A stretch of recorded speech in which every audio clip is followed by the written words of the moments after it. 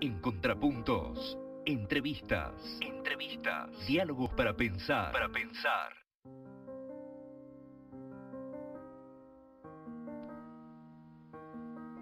Contrapuntos, un programa de radio políticamente incorrecto, y te podés comunicar con Contrapuntos, bueno, al 15 32 65 54, o bien me dejás algún mensajito a contrapuntos@hotmail.com o al Facebook Andrés Arlengo, como cada tanto ahora estamos chateando con mi querida amiga Ana. Y nuestra segunda entrevista de hoy tiene que ver con un nuevo libro que salió hace poco, unos meses. Pedagogía para la sumisión, ¿no? De Arnaldo Chavidoni. Con él estamos comunicados en FM Nostalgia. ¿Qué tal? ¿Cómo te va, Arnaldo? Hola, hola. ¿Sí? ¿Me escuchás? Sí, más o menos medio bajo. Medio bajo. ¿Ahora me escuchás mejor? Sí. Bueno, quería arrancar preguntándote por qué le pusiste este título, ¿no? Pedagogía para la sumisión.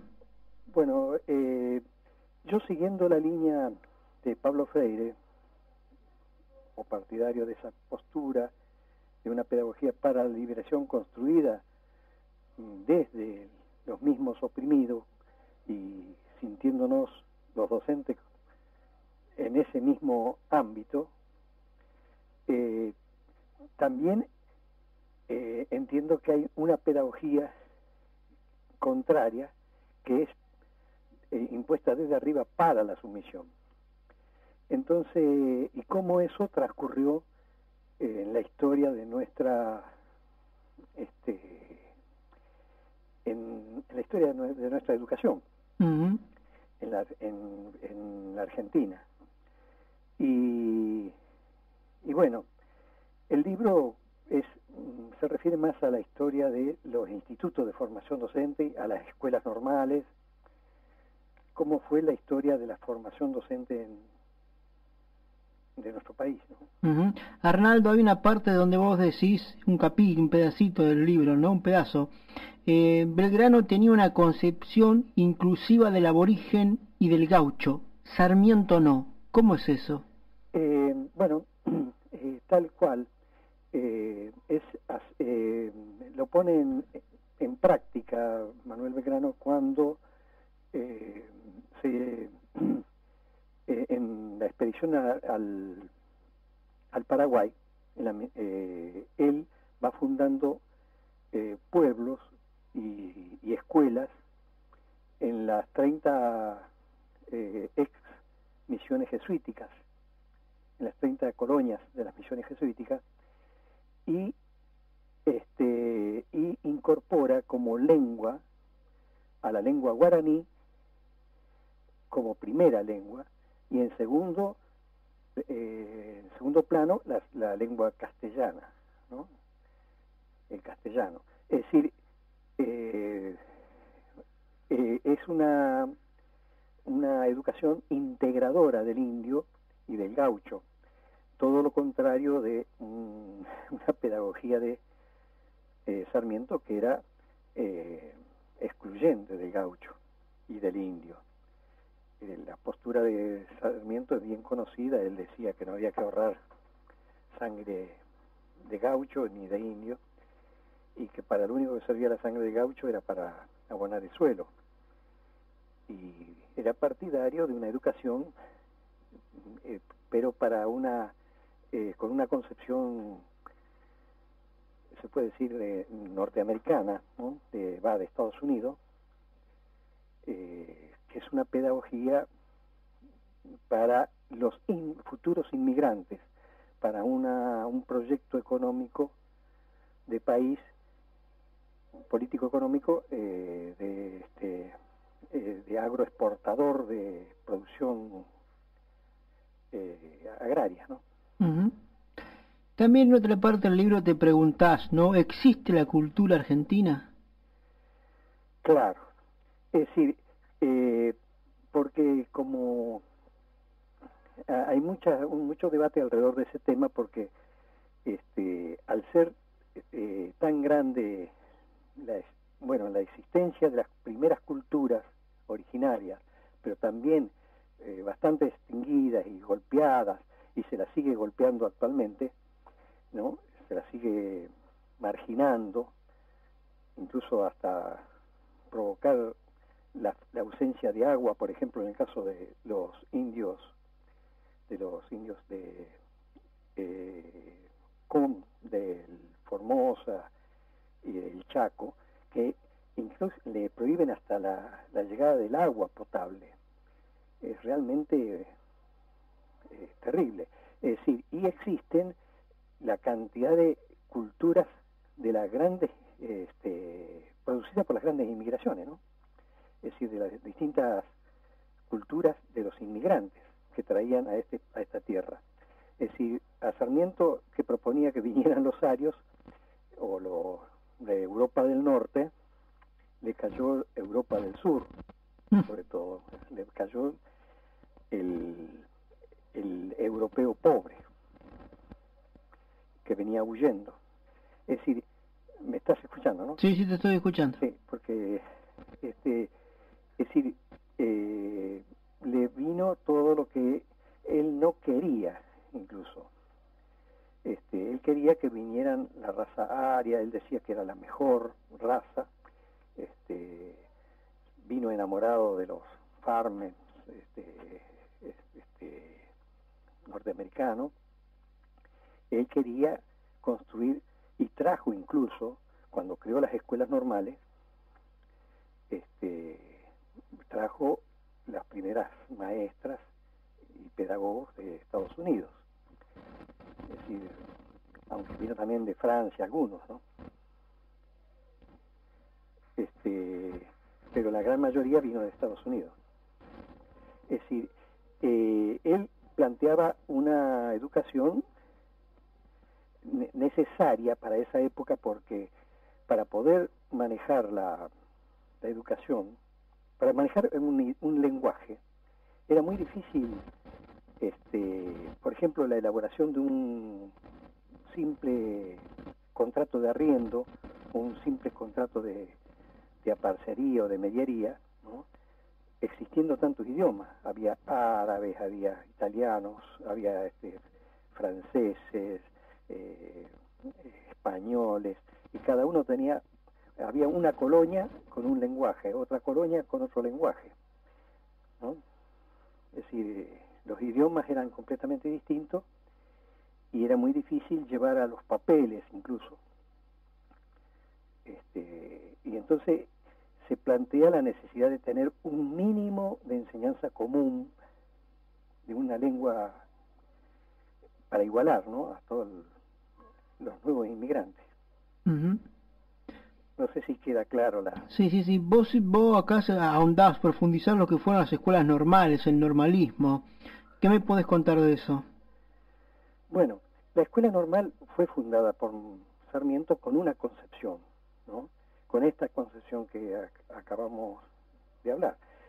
Pero en el transcurso de la vida de esa escuela normal fue sufriendo los embates de las distintas concepciones imperantes en los distintos momentos. Por ejemplo, el positivismo impone una forma e impregna las escuelas normales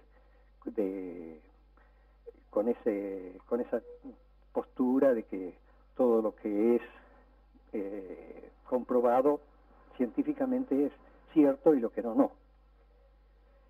Uh-huh. Bueno, cosa que después se comprueba que no, que decir que hay cosas que no se han comprobado y que existen, o que son ciertas, o que son valederas, ¿no?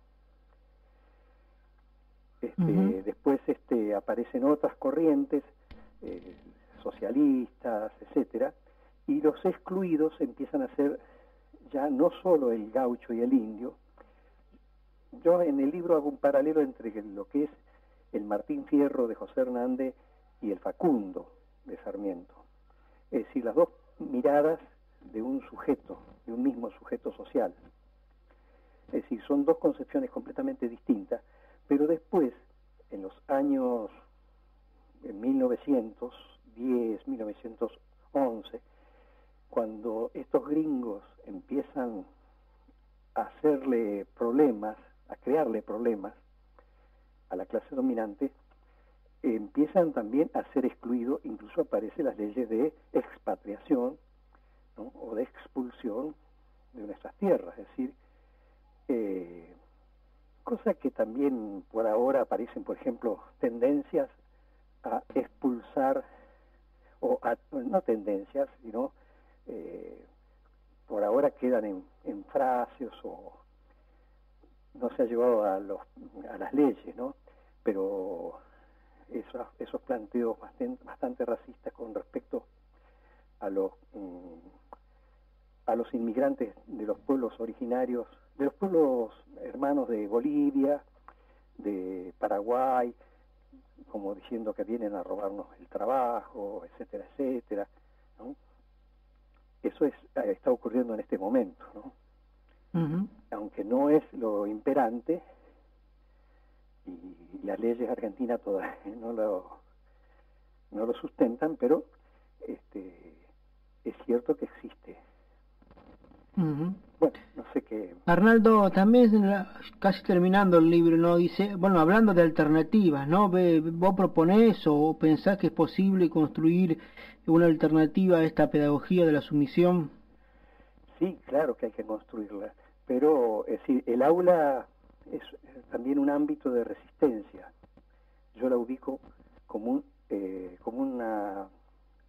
un planteo así. Incluso estamos elaborando un libro colectivo, de acá te doy el anuncio, que se va a llamar El aula que resiste. El aula que resiste a los embates neoliberales en los distintos lugares rurales y de villas de emergencia, lugares muy donde no penetra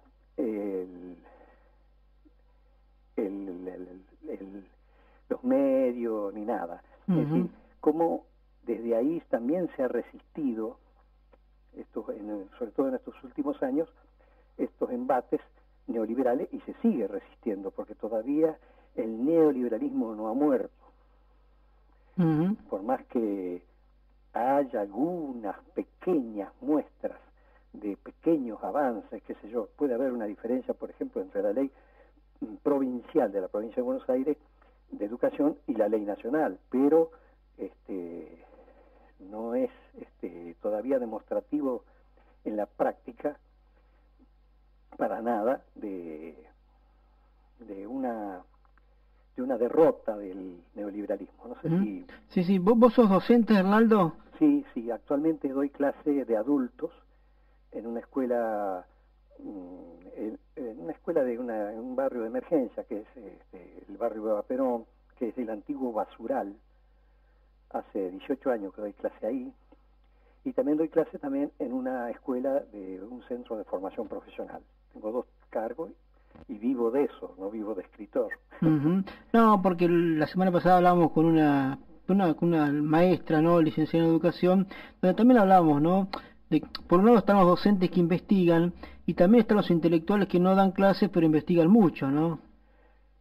Claro, es decir, mi afán, yo empecé escribiendo otros libros sobre la rentabilidad de la agricultura orgánica, sobre la evolución de la renta agraria en la Argentina, que es un trabajo colectivo, una investigación colectiva. Después me metí en buscando las razones de la educación, los problemas de la educación. Me remonté a Belgrano, ¿no? Uh-huh. Y escribí un libro que se llama El Belgrano que nos ocultaron, porque ahí llegué a esta conclusión de que de ahí empezó a aparecer la preocupación por la educación de la mujer, la educación pestalozziana, si se quiere. Uh-huh. Es el que introdujo a Pestalozzi acá en Argentina, bueno, en las Provincias Unidas del Río de la Plata en ese entonces. Y bueno, no sé si me fui por las ramas, pero... Uh-huh. Después te metiste de lleno ya directamente en un libro sobre pedagogía, digamos, ¿no? Claro, y después eso me llevó a la búsqueda de cómo se formaron los docentes y cómo somos, por qué somos como somos, es decir, por qué esa no participación porque está muy vinculada a la educación, a la mayor o menor participación del alumno en el aula o del adulto después en la política.